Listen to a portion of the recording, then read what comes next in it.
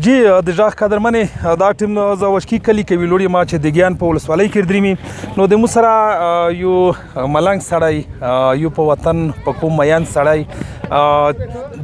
سیلاب صاحب د میش سره ویلوړ دی تاسو په سوشل میډیا باندې کتلی وي د سیلاب خیریه بنسټ چې مشر دی او د مخکینی حکومت د پارلمان غړی پاتې شوی دی تاسو په سوشل میډیا د کتلی وي چې د کوم سره د وطن سره څومره منډه ده او څومره مینه وایي هغه د موږ سره ویلوړ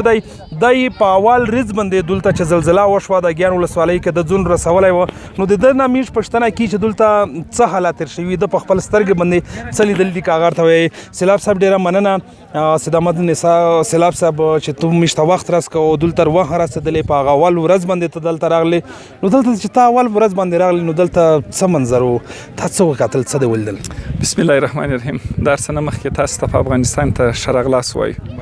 متاسفانه او بدبختانه داسې وخت تاسې راغلی چې موږ هغه زموږ د عرف عنعناتو مطابق چې په هغه رقم به شاید ستاسو مېلمه نوازي ونه کړو که زموږ په مېلمه نوازي کې کومه کمي وکاسي تاسو موږ وبخښئ رښتیا هم په هغه اوله ورځ چې موږ دلته راغللو دلته یو انساني فاجعه وه دلته یو ډېر دردونکی ځورونکی او کړونکی حالت و حتی څوک نه و چې قبر وکیندي څوک نه و چې د خپل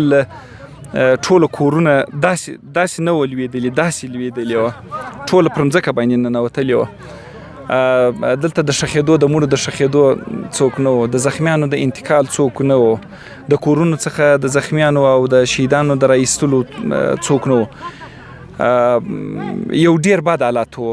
یو ډېر دردونکی حالت و موږ د ډېرو داسې کسانو شاهدانو د دوی کورونو چې ژړل به پر خلکو باندې به غږ کوئ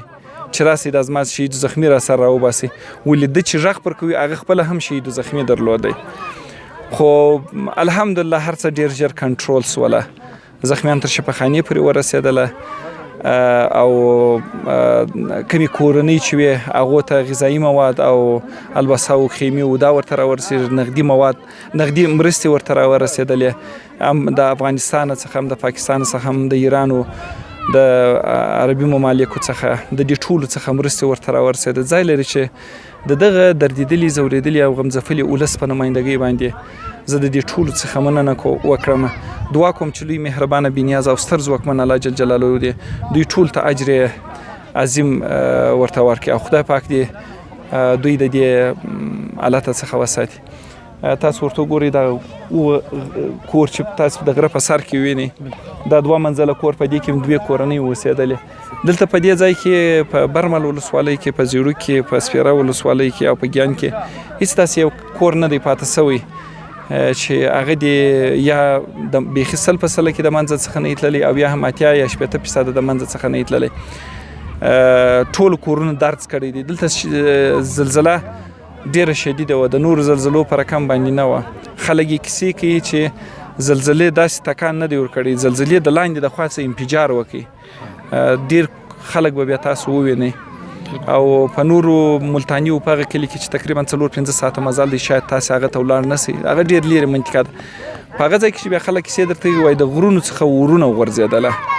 او ډېر بد غږ یې ډېر عیبتناکه غږ یې درلودی دلته هغه څوک چې پاته سوي هم دي ژوندي پاته سوي دي هغه هم په رواني تکلیف باندې اخته سوي دي دلته د 4 ساعته وروسته یو تکان د زلزلې احساسیږي یعنی وضعیت ډېر دردونکی سیلاب صاحب لکه څومره مرستې چې راغلې د نړۍ نه یا د ملک د ننه راغلې خپلې پښتنو خپلې افغانانو مرستې وکړې ته وایې چې بس دغه کافي دي که نورو مرستو ته دلته اړتیا شته یا دا خو باید د دوی سره اساسي او بنیادي مرستې وسي دا تر اوسه پورې موقتي مرستې دي چې د دوی سره فقط د دوی د ژوندي پاتې کېدلو دپاره مرستې سوي دي دلته د دوی باید دلته مکتب ویجاړ دی مسجد شهید سوی دی کورونه ویجاړ سوي دي او هغه کورونه چې پاته هم دي هغه مړنګېدو ته ضرورت لري چې باید ړنګ سي هغه یعنی دوی هر شي ته ضرورت لري زما ویره او اندېښنه په دې کې ده چې که خدای نخواسته یو بله داسې زلزله دلته به ژوندی څوک پاته نه سي په دې ځای کې ځکه چې ټول کورونه درزونه کړي دي ماسې فقط یو ډېره معمولي اشاره باندې دغه هره ورځ چې یو اره جټکه د زلزلې کېږي تقریبا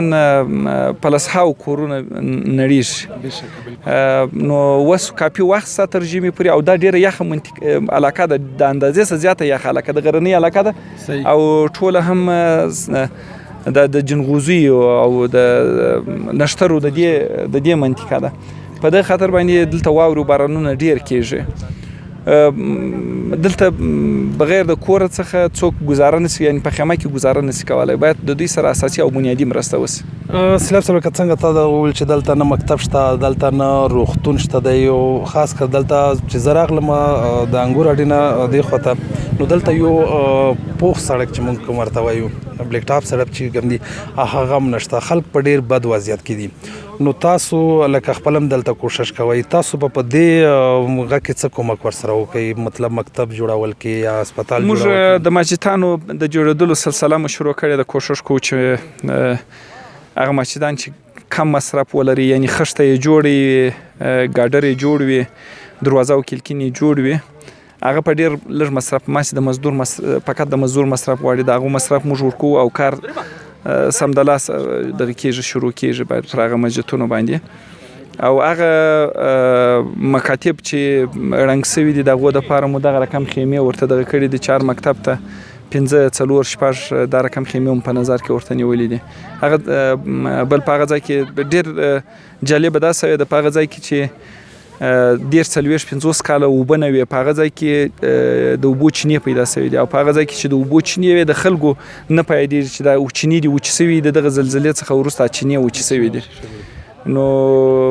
په زرهاو کورونه دلته د څښلو اوبو ته ضرورت لري کوشش کوو چې د څښلو د اوبو دپاره برمې موږ ورته ووهو انشاءالله ډېره مننه په نړیوال چې کوم غټ غټ ارګنایزیشن دي یا دلته په افغانستان کې کوم ارګنایزیشن دي یا نور د ګاونډي هېوادونو کې دي هغه ته د څه خواستې چې دلته څه وکړي په دې علاقه اول خو باید دلته دغه زمین شناسان یا مځکه پېژندونکي چې دي هغه باید دلته راولېږل شي تر څو دا معلومه شي چې دغه تکانونه د زلزلې د څه شي دي آیا دلته نور ژوند امکان لري که نه لري دوهم باید د دوی د کورونو د مکتبونو د مسجدونو د جوړېدو په هکله باندې خپل انساني او د دنیوي